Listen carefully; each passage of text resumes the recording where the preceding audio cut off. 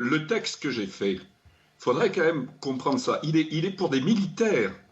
C'est un texte qui demande à signer à des militaires. C'est-à-dire que quand je dis, je vais reprendre les phrases, alors je ne les connais pas par cœur, excusez-moi, même si je les ai écrites. Par contre, si rien n'est entrepris, le laxisme continuera à se répandre inexorablement dans la société, provoquant au final une explosion et l'intervention de nos camarades d'actifs dans une mission périlleuse. Tous les militaires savent très bien ce qu'il en est. L'armée est une force de troisième catégorie.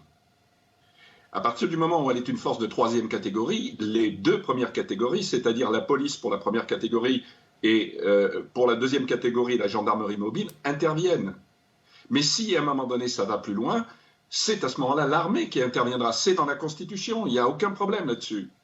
Donc je ne vois pas où est le problème. Les militaires comprennent parfaitement ce que ça veut dire. Ça veut dire tout simplement qu'il peut arriver une situation dramatique où on sera obligé d'assurer ou l'état d'urgence, et à ce moment-là, c'est encore le civil qui tient les rênes, ou l'état de siège, et à ce moment-là, c'est les militaires.